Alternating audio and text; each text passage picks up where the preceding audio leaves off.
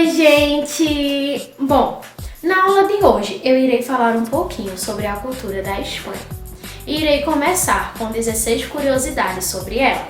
A primeira curiosidade seria sobre as divisões da Espanha. O que acontece? O território é dividido em 17 comunidades autônomas. Cada comunidade possui sua própria competência executiva e autonomia legislativa, liberdade de definição de leis para alguns poderes da Constituição. Bom, a segunda curiosidade seriam os horários das refeições. O que acontece? Na Espanha é muito comum você acordar tarde e dormir tarde. Então é normal que os horários das refeições lá, por exemplo, como o almoço, sejam entre as 3 da tarde e as 5 da tarde. E você vai jantar lá para as 9 horas da noite, 10 e até mesmo 11 horas da noite. Pode acontecer de você chegar, por exemplo, em um restaurante à noite, às 7 horas e tá sem chefe para fazer a comida. Então, e eles só começarem a cozinhar lá para as 8 horas da noite, que é quando começam a chegar as pessoas. E também vai ser normal você ir, às vezes, às 11 horas da noite e ter uma família inteira lá jantando, ou cenando, como seria dito em espanhol. Acontece também que alguns funcionários têm liberdade para almoço, por exemplo, para dormir à sexta. Bom, a terceira curiosidade seria dormir à sexta, que é um pequeno cochilo, que eles dizem, que a gente pode dormir após o almoço. Só que o que acontece é que esse cochilo pode demorar entre 1 e 2 horas. Então é normal as lojas fecharem às 2 da tarde, porque dão aos seus funcionários a liberdade para almoçar e dormir à sexta e voltarem a funcionar às 4 horas da tarde ou até mesmo às 5 horas, como alguns funcionários costumam trabalhar. Então vai ser super normal você dizer assim, agora depois do almoço eu comi, e você escutar alguém dizendo, eu vou dormir uma siesta. Significa que essa pessoa vai dormir cerca de 1 ou 2 horas para se restabelecer e voltar ao seu trabalho normal. Já que na Espanha é 7 horas da noite, como é pra gente aqui, lá pra eles ainda é cedo. Então isso é super típico. Bom, quarto motivo, ou quarta curiosidade, seria a dieta espanhola. A dieta espanhola ela é baseada sempre em frutos do mar. O que acontece? Eles utilizam muito peixe, muitas algas e tudo isso na cozinha deles. Por exemplo, um prato típico da comida espanhola seria a paella, que é um cozido de arroz com camarão, lagostim, né? Uma comida típica da Espanha seria a paella, que é um cozido de peixes, frutos do mar, né? Peixes, com arroz e algumas verduras. Sim, quinta curiosidade. É normal lá eles usarem a aliança na mão direita e as festas de casamento serem enormes, mais ou menos à tarde, que seria mais por volta das 6, 7 horas da noite, que pra gente aqui é noite, mas lá ainda tá claro. Então as festas de casamento normalmente são super grandes e normalmente nesse horário. Bom, sexto motivo, ou sexta curiosidade, seriam as touradas, que mesmo tendo sido diminuído significativamente, ainda é uma tradição antiga que em alguns casos pode ser vista em algumas partes da Espanha. Sétimo motivo seria os patrimônios da humanidade, que a Espanha é um lugar maravilhoso e perfeito, todo mundo já sabe, né? Tem diversos pontos turísticos e muitos lugares lindos para se ver. Porém, uma coisa que a maioria das pessoas ainda não sabe é que a Espanha possui 46 patrimônios da humanidade considerados pela Unesco. Entre eles estão a cidade antiga de Salamanca, as obras de Antoni Gaudí, o Caminho de Santiago de Compostela e o Parque Nacional de Teide. Oitava curiosidade, a qualidade de vida. Acontece que na Espanha a média de longevidade é de 84,5. Então o que acontece é que na Espanha é um dos 10 primeiros países do mundo nesse quesito. Acredito que seja por conta da dieta espanhola, nomeada depois como dieta no Mediterrâneo. Nona curiosidade, como eu já disse no vídeo anterior, essa nona curiosidade seria que o espanhol é o segundo idioma mais falado do mundo. Bom, além do espanhol, a Espanha possui mais 3 idiomas co-oficiais, seriam ele o basco, também conhecido como euskera, é falado no País Basco e em Navarra. O catalão, falado na região de Catalunha e das Ilhas Baleares. E o galego, falado na região de Galícia. Bom, o 10º motivo seria, ou a 10ª curiosidade, seria a aceitação. Que, por exemplo, apesar de ter sido um país que passou por um período de ditadura, onde aqueles que não seguiam os requisitos da igreja não eram bem vistos, né? Eram proibidos e censurados, a Espanha é o país que possui o maior índice de aceitação da homossexualidade da Europa. Tornou legal o casamento entre pessoas do mesmo gênero no ano de 2005. Foi o 4º país do mundo a tornar isso legalmente. Bom, o 11º motivo seria sair de tapas. Acontece que na Espanha existe uma quantidade enorme de bares ou restaurantes que ficam abertos até tarde. Então, eles têm esse modo de falar, de sair de tapas, que significa sair à noite com a família, de bar em bar, provando tapas. Tapas são pequenos aperitivos que são servidos antes da comida principal, antes do prato principal, no caso. Então, ao modo de falar deles dizerem assim, vamos sair de tapas, significaria, né, sair de bar em bar, provando os aperitivos de cada bar junto com a família. Você sabia que o hino nacional da Espanha é o 3º no mundo onde não existe letra? Isso mesmo.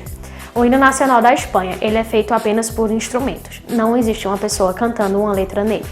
Bom, o 13º motivo seria a produção de azeite. A Espanha é o país que mais produz azeite no mundo.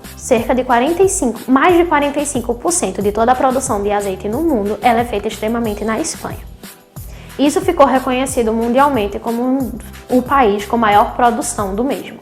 Bom, 14º, Dia de Reis. Acontece que na Espanha o Dia de Reis é comemorado no dia 6 de janeiro e ele é muito mais importante do que o Natal, que seria comemorado no dia 25 de dezembro.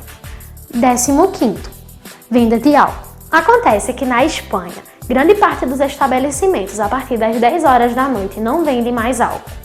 O que acontece é que alguns bares, restaurantes e mercados se recusam a vender álcool após as 10 horas da noite. 16º, destino turístico. Acontece que a Espanha tem cerca de 5.000 quilômetros litorâneos e recebe muitos visitantes em todas as suas praias, quase todas as épocas do ano, principalmente no verão, que se iniciaria em junho. Bom, eu agora irei falar um pouquinho sobre os museus da Espanha para vocês conhecerem um pouco mais. Se você vai viajar para a Espanha e é daqueles que amam conhecer a história de um povo a partir dos seus museus, está no lugar certo. O primeiro museu seria o Museu do Prado, em Madrid. Considerado o rei dos museus da Espanha, o Museu do Prado está localizado na capital da Espanha e é um dos museus mais importantes e mais vistos da Europa. Contém a coleção mais completa de pinturas espanholas, além de coleções espanholas, francesas, alemãs e italianas. O museu conta com artistas como El Greco, Goya, Rubens, entre outros, e guarda algumas das obras de arte mais famosas do mundo, incluindo Las Meninas de Velázquez. Aconselho você a comprar o ingresso para o Museu do Prado sem fila. Segundo museu seria o Museu Reina Sofia, em Madrid. Localizado na bela cidade de Madrid, é dedicado às obras modernistas e contemporâneas. O Museu Reina Sofia é o lar de uma das maiores obras de arte espanholas, Guernica, de Pablo Picasso. O Museu das Belas Artes de Valência.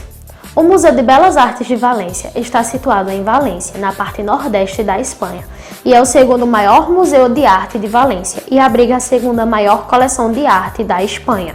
Cidade das Artes e Ciência, também localizado em Valência, em um complexo arquitetônico com vários prédios projetados por Santiago Calatrava e Félix Candela. A Cidade das Artes e Ciências é um dos melhores museus da Espanha e oferece atividades totalmente diferentes para todos os gostos.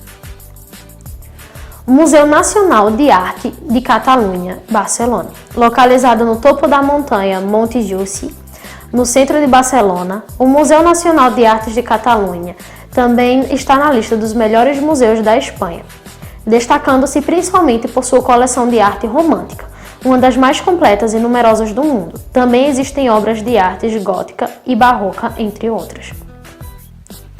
Museu Picasso, em Barcelona. O Museu Picasso de Barcelona está instalado em 5 palácios. A construção foi ideia de Jaime Sabertes, amigo pessoal do pintor espanhol Pablo Picasso. Atualmente o museu conta com mais de 4.000 obras em seu acervo. Teatro e Museu Dalí Figueres. O Teatro Museu Dalí está localizado em Figueres, cidade natal do pintor, em que o edifício é cêntrico de acordo com a personalidade do artista. Salvador Dalí é conhecido por suas pinturas impressionantes e oníricas, por ser um dos maiores surrealistas de todos os tempos e por seu caráter narcisístico, megalomaníaco e tudo que é aparente neste museu. Museu Picasso, Málaga. Málaga é o local de nascimento de Pablo Picasso, onde fica este museu, dedicado exclusivamente ao criador e exponente mais conhecido do cubismo. O Museu Picasso de Málaga exibe quase 300 obras de Picasso, dando a visão completa de todos os seus palcos e estilos ao longo de sua vida. Lembrando também que a casa de Pablo Picasso, que fica em Málaga, também pode ser vista a público. Museu de Belas Artes em Sevilha. Localizado ao sul da Espanha, o Museu de Belas Artes de Sevilha é famoso por suas obras de mestres espanhóis. Museu de Dança Flamenca em Sevilha. Se você quiser conhecer a história dessa dança típica de Andalucia, este é um dos melhores museus da Espanha para você. Localizado na cidade de Sevilha, o Museu de Dança Flamenca consegue transmitir toda a energia e paixão desse estilo musical e de dança, amplamente considerado um dos mais importantes de toda a Espanha, não apenas em Andalucia. Museu de Arte Romana de Mérida. Um museu que faz salivar a maioria dos arqueólogos. Este edifício moderno contém centenas de peças antigas e escultura romana descobertas na cidade de Mérida e arredores.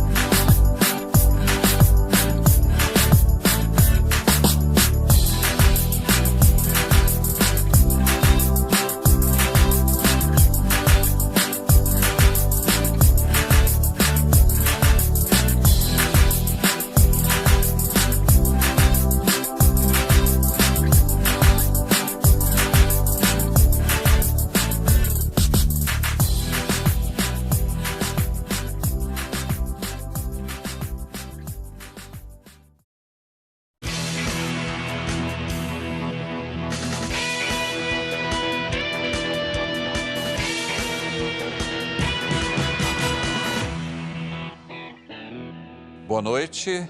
No programa de hoje vamos viajar por uma das regiões mais sedutoras do planeta, Andaluzia, o lugar onde a Espanha é mais Espanha. Um caminho nas alturas. Nossos repórteres atravessam a trilha que já foi considerada a mais perigosa do mundo. Visitam aldeias branquinhas, no alto das colinas, e conhecem um povo que vive sem pressa. O que dizer da floresta de pedras que nasceu no fundo do mar? Das paisagens deslumbrantes, do cenário mágico que também aparece em filmes e novelas. Na maior plantação de oliveiras do mundo, vamos descobrir o valor medicinal do azeite de oliva. Pela primeira vez, pesquisadores respondem: qual a quantidade diária que você deve consumir para ter mais saúde? O Globo Repórter desta noite é uma coprodução com a NSC TV, afiliada catarinense da Rede Globo.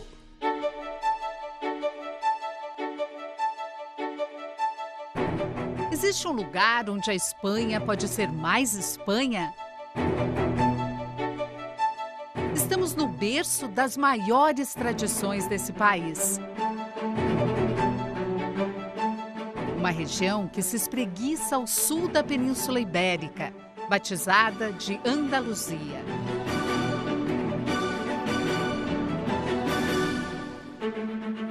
Juntos vamos atravessar cenários que guardam memórias de grandes civilizações. Vem com a gente, a nossa aventura está só começando.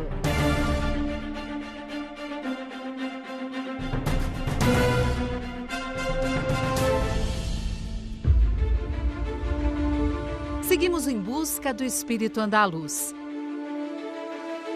Estaria ele nas montanhas que acolhem aldeias tranquilas? Habitaria as árvores sagradas que desenham um sem fim de horizontes? Ou talvez estivesse perdido num labirinto de pedras? Fosse dramático, poderia estar escondido nos desfiladeiros que roubam o nosso fôlego.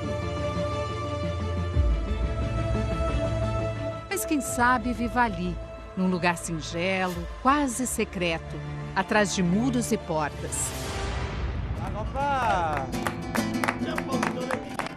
É certo que uma vez por ano ele se exibe cheio de graça e chegamos bem nessa época, na primavera.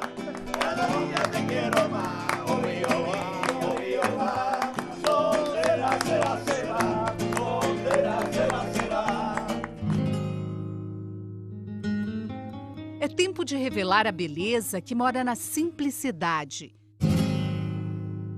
E ela não vive ali por acaso.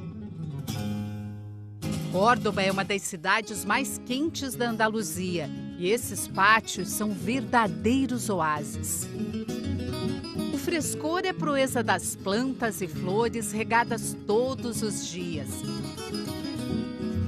A arte de cultivar vida nesses pequenos espaços é herança dos árabes que ocuparam a Andaluzia por quase 800 anos. O capricho se espalha pela vizinhança. Difícil escolher o pátio mais bonito, né? Mas a competição existe e deu origem a um festival que virou patrimônio da humanidade. Seu Rafael já venceu 24 vezes. Eu não sou jardineiro, mas amo as flores, amo a minha terra e amo a minha gente. E que gente feliz! A alegria atravessa o isolamento das montanhas e alcança pequenos vilarejos, aldeias que repousam no alto das colinas, que abraçam penhascos cinematográficos e se equilibram à beira de precipícios.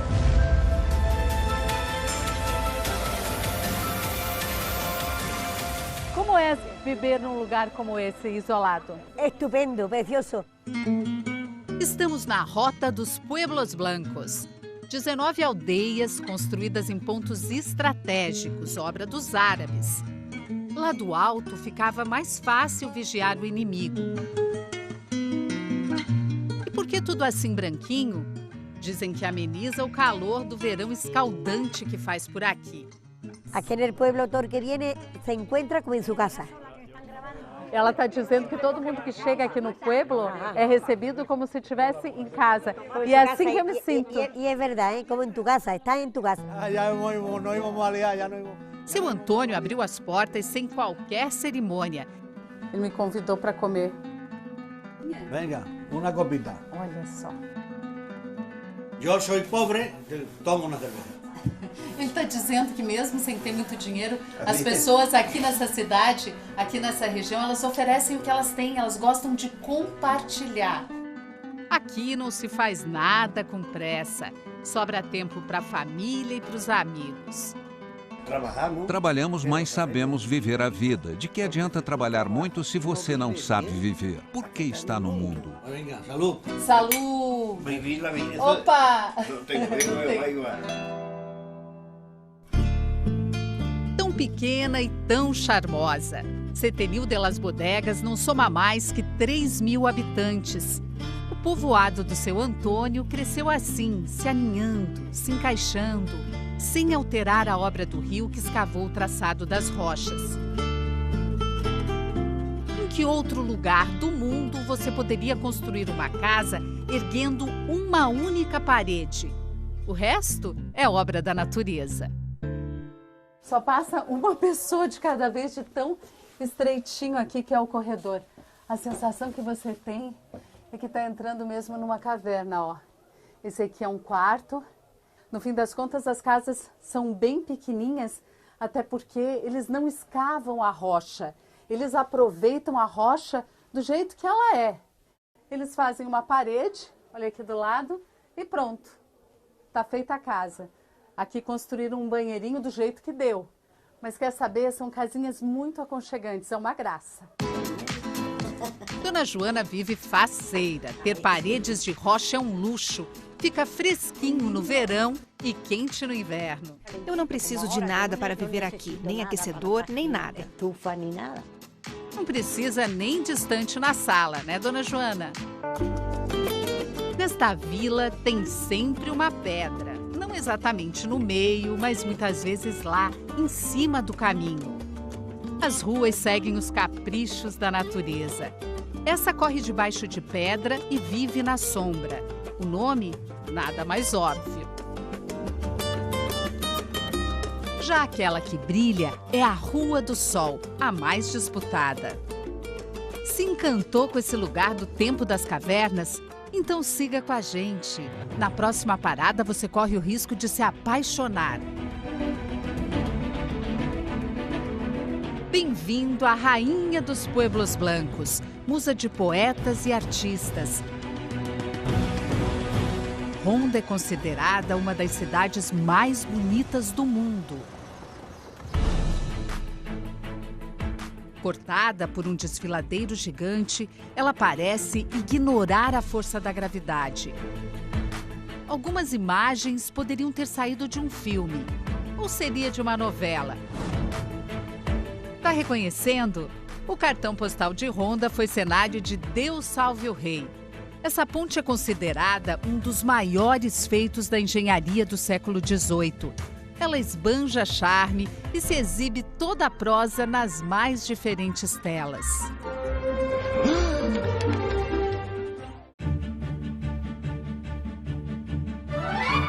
O coração de Ronda abriga a Meca das Touradas, a maior arena do mundo.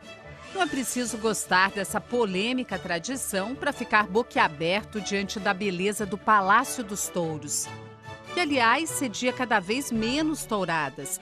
Hoje em dia, a média é de uma por ano.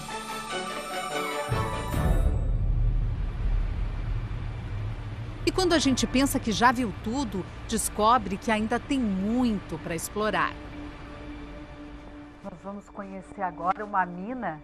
Dizem que é uma mina secreta que fica aqui, ó, debaixo da cidade de Ronda.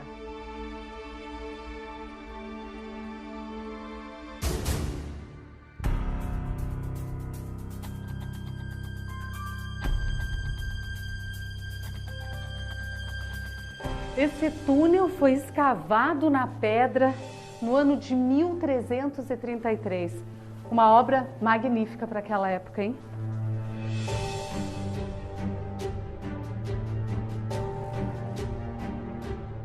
Tem várias salinhas como essa aqui, e o lugar até parece um labirinto. São 200 degraus até lá embaixo.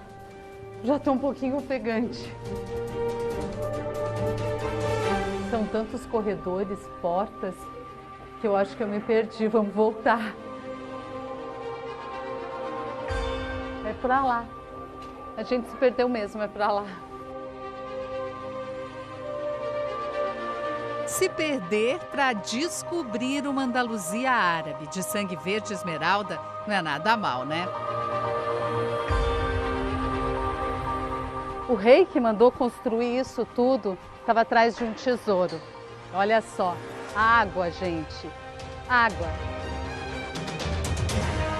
A escadaria islâmica era um caminho secreto. Garantia que o povo não morresse de sede quando o inimigo cercava a cidade. Difícil imaginar o esforço necessário para levar água daqui de baixo até lá em cima. Dizem que os escravos faziam uma corrente humana para subir e abastecer o povoado.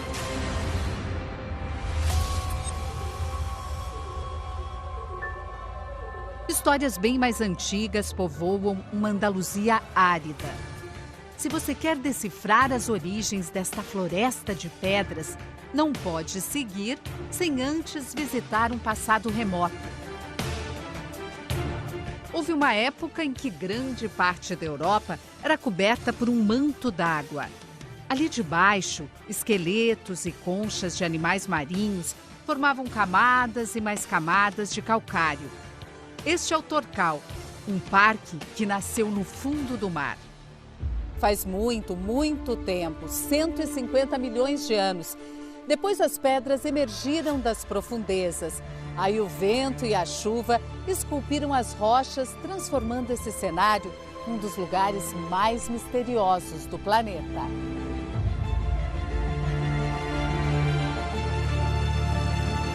Claro que não era uma chuvinha qualquer.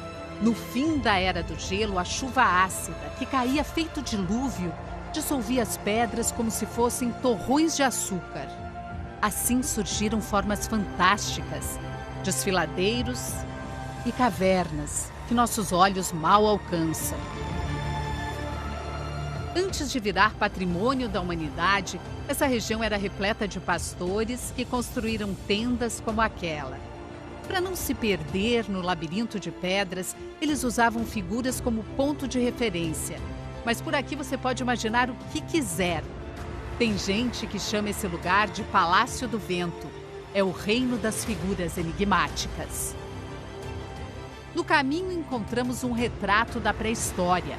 Uma espécie de caracol gigante, parente das lulas, que habitava o fundo do mar na época dos dinossauros. Mais uma prova da origem do parque. São diversas trilhas, com diferentes graus de dificuldade. Essa turista diz que está encantada, mas achou difícil caminhar por aqui. O tempo aqui muda a todo instante. Choveu mais cedo, então a terra tá bem molhada e as pedras estão lisas. A gente tem que andar com bastante cuidado. Tivemos sorte que agora saiu esse solzinho aí. De repente a gente chega num ponto desse lugar que parecia não ter fim. E olha só que loucura. É outra paisagem e você fica aqui, ó, na beira do penhasco.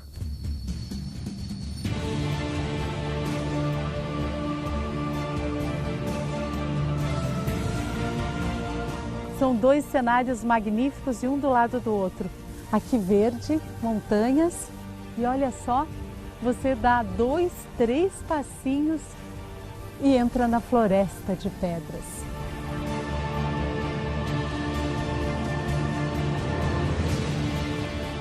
No horizonte está a costa da África.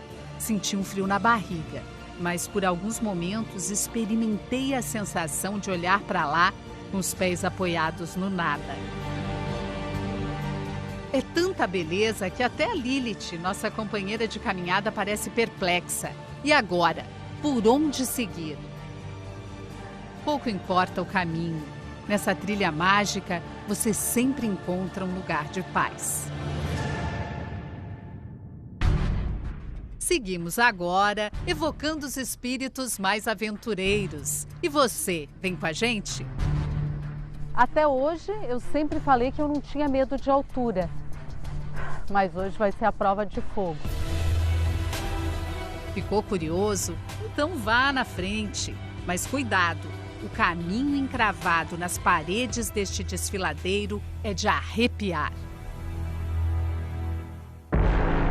Deu vertigem olhando daí? Imagine a gente aqui. Para quem tem medo de altura, esse não é um momento fácil. Vamos lá. Pisar aqui, ó. No chão de vidro. Ai, ai, ai.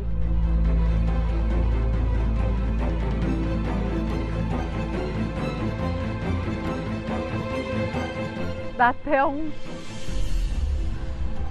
batimento cardíaco acelerado aqui, viu? Mas não sou só eu. Vai lá, vamos ver se a nossa produtora tem coragem. Dá a mão aqui. Olha, ela tem muito medo de altura. Ela me confessou. Muito medo. E aí, olha para baixo? Não. Segura em mim.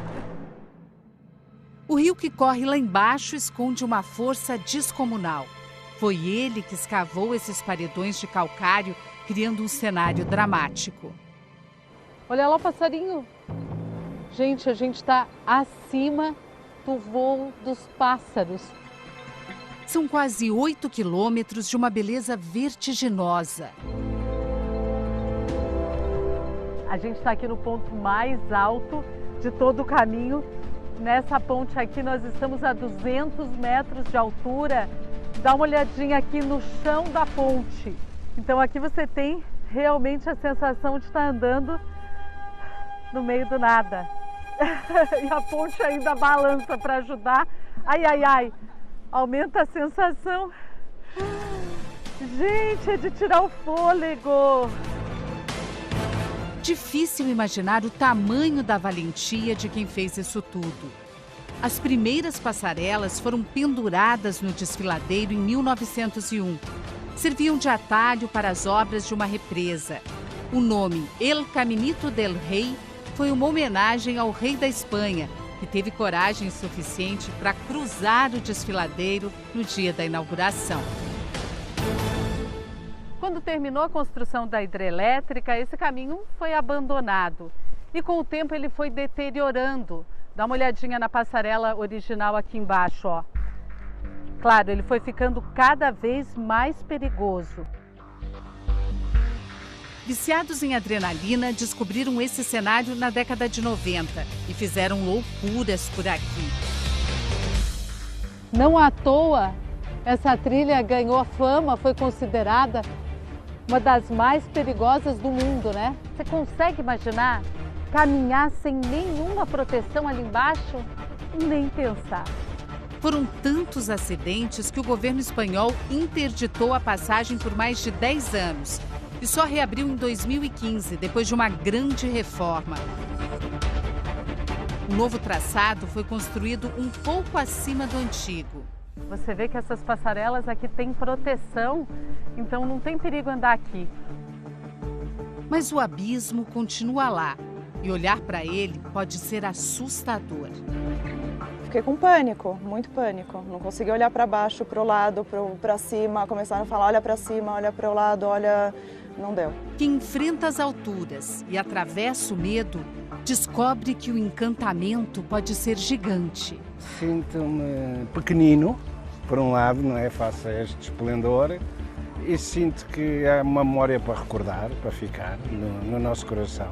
Olha o azul, olha o verde, olha o azul do céu, as nuvens, é tudo lindo, é tudo perfeito, não é?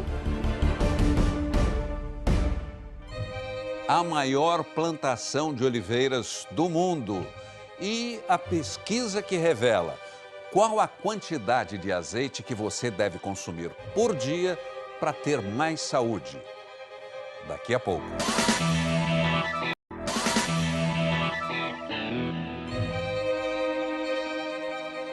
Estamos diante da maior floresta já plantada pelo homem, um mar de oliveiras. É por este cenário que vamos nos aventurar agora. Para conhecer essa trilha só a pé ou de bicicleta. O clima mediterrâneo, quente e seco, favorece aí o crescimento das oliveiras. É um clima perfeito para as oliveiras. Eu ando praticamente sozinha. Este é um pedacinho pouco explorado da Andaluzia. Bom mesmo é respirar fundo aqui. Você esquece da vida. A Via Verde do Azeite segue o traçado de antigas estradas de ferro por onde ele era transportado. Percorremos um trecho da região de Jaén, mas a trilha é longa. Atravessa 13 cidades e cruza a charmosa Rota dos Castelos. Nosso passeio termina aqui, aos pés de um dos castelos mais bonitos da Andaluzia, Alcadete. Os árabes ergueram as primeiras muralhas em cima de ruínas romanas há mais de 1000 anos. É um retrato do poder na Idade Média. Esta é uma terra de glória, ascensão e queda de grandes civilizações. Durante séculos, a Andaluzia foi cenário de lutas entre cristãos e muçulmanos, que construíram fortalezas como esta, em pontos estratégicos no alto das montanhas. Castelos que atravessam séculos imponentes. Mas o grande tesouro de Jaén está além das muralhas. Cresce nos campos e reina absoluto. Algumas destas árvores estão de pé desde a época do descobrimento do Brasil. É um milagre da natureza. É um milagre da natureza que árvores tão velhas sejam tão férteis e ainda produzam azeitonas. Ciriaco é um pesquisador apaixonado pelas oliveiras. Ele estava me contando que ele conversa, fala com as oliveiras? Sim. Sim, eu descobri que as oliveiras são árvores mágicas. Não é uma conversação de palavras. Não é uma conversa de palavras, é uma conversa de energia. Porque se você entra aqui e toca esta árvore e se permite sentir, você vai ver que aqui tem muita vida. É um privilégio sentir a árvore assim tão pertinho da gente, até emociona. É incrível. É como se em poucos segundos ela fosse capaz de transmitir uma sabedoria milenar. As oliveiras testemunham a passagem do tempo como guardiãs dos segredos de uma vida saudável. Não à toa destas árvores brota o chamado ouro líquido. Essa região é a maior produtora de azeite de oliva do mundo. São 100 milhões de pés de oliveiras na Andaluzia. Olha aí de cima, os horizontes são desenhados por um sem fim de oliveiras. Suba mais! Além do horizonte, tem mais oliveiras, compondo uma paisagem única no planeta. O azeite de oliva está na mesa desse povo há séculos. O azeite, para mim, é como a água. Azeite para mim é como água. A gente usa todos os dias, no café da manhã, no almoço e no jantar. Tudo que colocamos na mesa tem azeite. A matriarca dita a receita. O que vamos provar hoje? Comida argentina, não. Comida básica. Ela diz que gosta de fazer uma comida simples, uma comida realmente muito simples, nada de muito refinado não. Mas olha, na simplicidade está o sabor, hein? O cheirinho aí tá uma delícia. O prato é chamado de migas, uma massa simples à base de batata acompanhada de carne. Esse era o café da manhã antigamente dos agricultores que precisavam de força para o trabalho. Então dizem que eles comiam isso pela manhã e só iam almoçar depois das 2 horas da tarde. Ou seja, é um prato que sustenta, né? Usando o mesmo azeite que realça o sabor, você pode até dispensar a geladeira.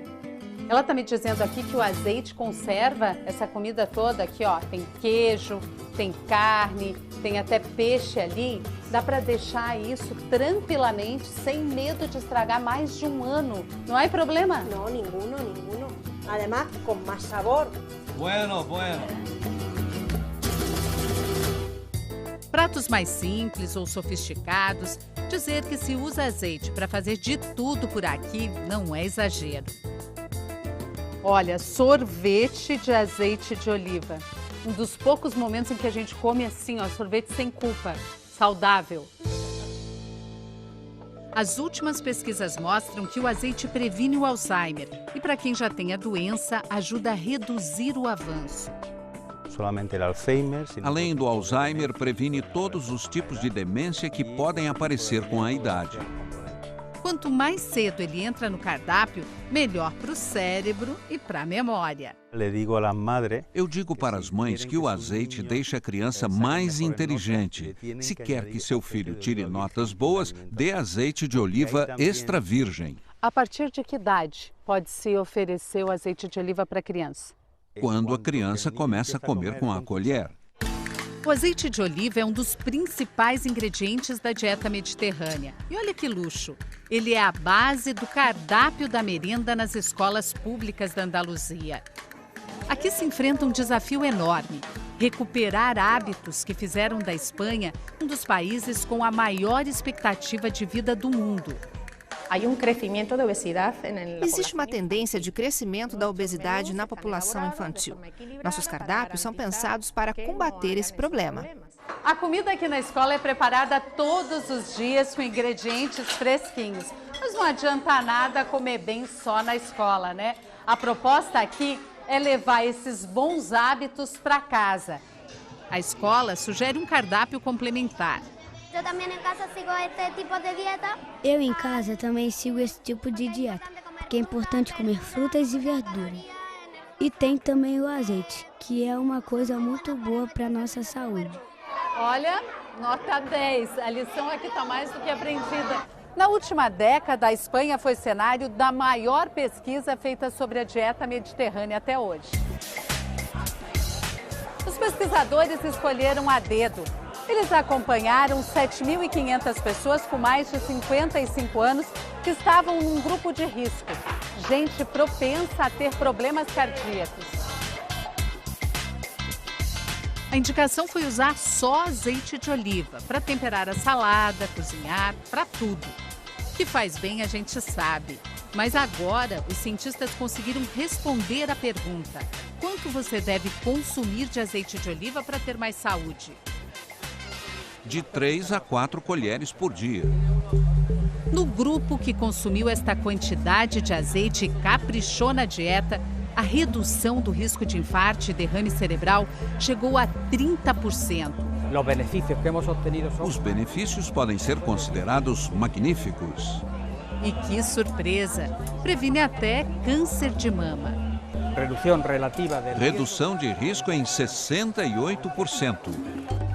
O risco de desenvolver diabetes caiu 41%. E tem mais. Os pesquisadores descobriram que a dieta mediterrânea ajuda a combater uma das doenças que mais cresce no mundo, a depressão.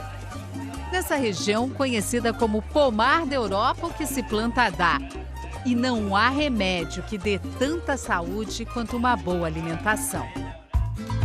É delicioso, tem muita gordura e você pode comer sem culpa. A seguir, qual o segredo do melhor presunto do mundo? Voltamos já já.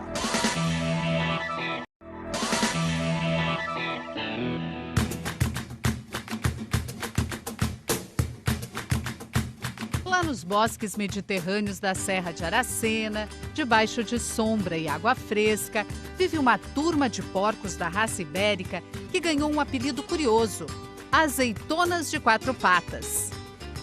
Não dizem que a gente é o que a gente come?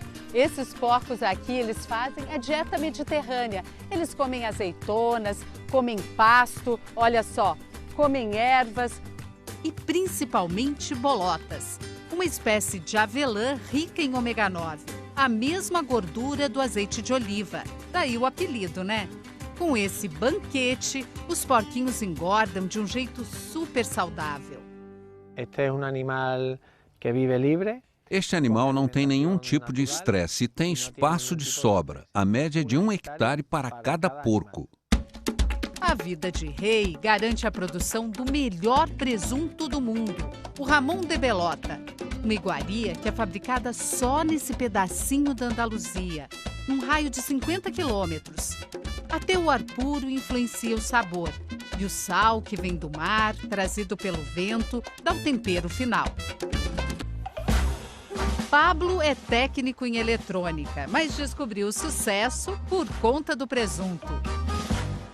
Com vocês, o astro de uma das profissões mais curiosas do planeta, maestro cortador de Ramon.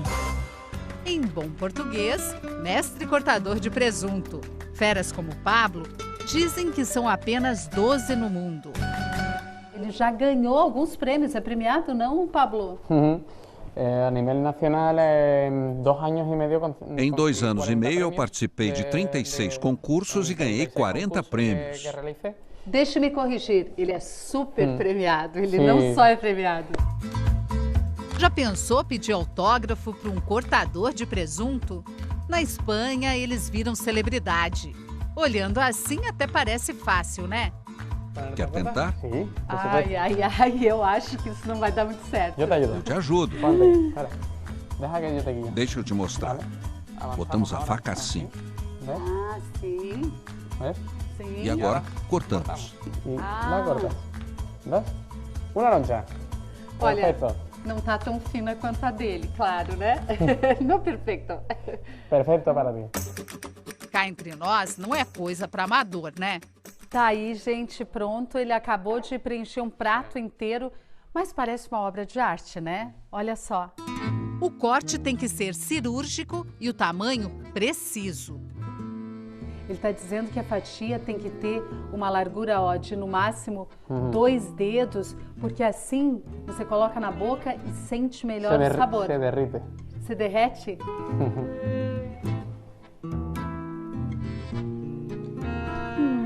Tá bueno. O segredo é esperar alguns segundos antes de mastigar. Tem bastante gordura, é muito gostoso e você pode comer sem culpa. Tá difícil acreditar? Pesquisadores espanhóis fizeram o primeiro estudo sobre esse tipo de presunto. Para quem sempre ouviu dizer que gordura só faz mal, o resultado é uma deliciosa surpresa. Aumenta o colesterol bom e baixa o colesterol ruim. Traduzindo, faz bem para o coração. Lembra? O segredo tá lá na base da alimentação dos porquinhos. Só não pode exagerar, né? O ideal é comer em média 40 gramas de presunto por dia. Reduzir o risco de infarto em cerca de 20%. Para os espanhóis, comer bem é um dos maiores prazeres da vida. A gente descobriu aqui que quando um bar concentra as duas paixões dos espanhóis, que são as tapas e o flamenco, o resultado é esse, ó. Um lugar cheio de gente. Olha só. Se você nunca ouviu falar de tapas, a receita é simples. Use ingredientes frescos e saborosos. Misture o que tiver vontade e sirva em pequenas porções. Tá pronto. Reunir amigos para comer tapas é um ritual sagrado na Andaluzia. Ela está me contando que eles vão todos os dias para os bares, todos os dias depois do trabalho, os espanhóis se encontram aqui. Essa alegria não se pode perder. Essa alegria tradição que finca os pés nos mais diferentes palcos deste país há séculos. Se tem algo que revela o espírito andaluz, isso é o flamenco. Muito mais do que uma dança, é a expressão de sentimentos profundos. E isso é tão verdadeiro que minutos antes do espetáculo, a gente não tem a menor ideia de qual vai ser o tom da coreografia. Terá passos dramáticos?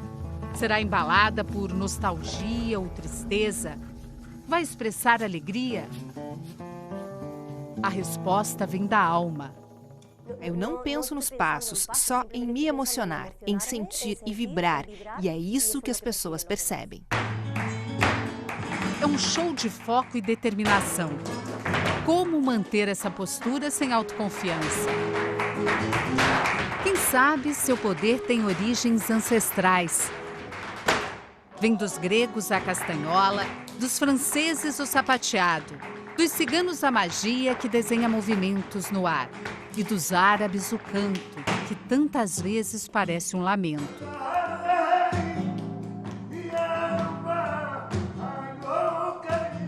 A história do flamenco é uma história triste. O sentimento que deu origem ao flamenco é triste. Nasce na época em que os cristãos reconquistaram a Espanha e expulsaram os árabes. Como uma grande colcha de retalhos, o flamenco incorporou a alma da gente que construiu a Andaluzia.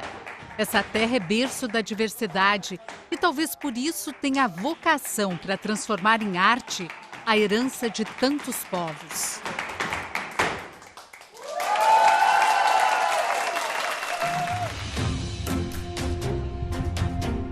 Que terra é essa? Chegamos num ponto onde a Espanha não é mais Espanha. Parece Inglaterra. Ou seria Portugal? Exibe misteriosos traços árabes e esconde refrescantes pátios espanhóis. Guarda herança de italianos, malteses e muito mais. Bem-vindo a Gibraltar, um pedacinho do Reino Unido ao sul da Península Ibérica. Um território menor que o bairro de Copacabana, no Rio de Janeiro. Porta do Mediterrâneo, rota do comércio mundial. Aqui a taxa de desemprego não passa de 1%. Um dos lugares mais estratégicos do mundo, onde a Europa quase encosta na África. Só 14 quilômetros separam os dois continentes. A recepção é calorosa. Olha onde foram parar os macacos. No nosso carro.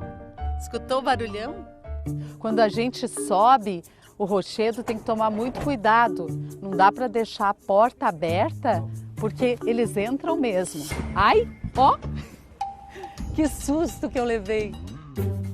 Esses são os guardiões do Rochedo de Gibraltar, o único grupo de macacos que vive em liberdade na Europa. São uma graça, né? Geralmente calmos, tranquilos e pacíficos. Agora, se eles se sentem ameaçados ou mesmo se eles sentem cheiro de comida, eles podem atacar. Dá para chegar perto, mas com cuidado, né? Um deslize, uma mochila nas costas e lá vão eles tentar a sorte. O paraíso dos macacos lembra um queijo suíço. Abriga 200 cavernas. A maior delas, São Michel, é palco de shows e espetáculos desde a década de 60. Um lugar cheio de lendas. Sabe aqueles macaquinhos simpáticos que a gente viu lá fora? Então, dizem que eles chegaram aqui em Gibraltar por esse túnel misterioso. Aliás, antigamente acreditava-se que esse túnel aqui não tinha fim, que ele atravessava por baixo do mar e ligava Gibraltar à África. E os macaquinhos teriam vindo de lá. Como os macacos chegaram aqui, é provável que tenham pego carona com os conquistadores que aportaram nessas terras. O fato é que Gibraltar sempre foi cobiçado e a disputa deu origem a túneis fabulosos. Os primeiros 25 metros foram construídos em menos de 5 semanas por apenas 18 homens. Imaginem, eles usaram apenas picareta e pólvora. O que a gente vê aqui é apenas uma pequena parte. São 52 quilômetros de túnel rocha dentro. Foram diversas batalhas ao longo de séculos. Hoje o território é parte da Grã-Bretanha. Foi cedido pela Espanha há 300 anos, num acordo que gera tensão ainda hoje. Diz a lenda que enquanto os macacos povoarem o rochedo, os ingleses vão dominar Gibraltar. O que acontece aqui você não vê em nenhum outro lugar do mundo. A pista do aeroporto atravessa a maior avenida da cidade. pousos e decolagens, param o trânsito. O motorista espera, só pode seguir viagem depois que o avião ganha o céu. Nos despedimos desse canto da Europa com a sensação de ter ido mesmo bem além da Espanha.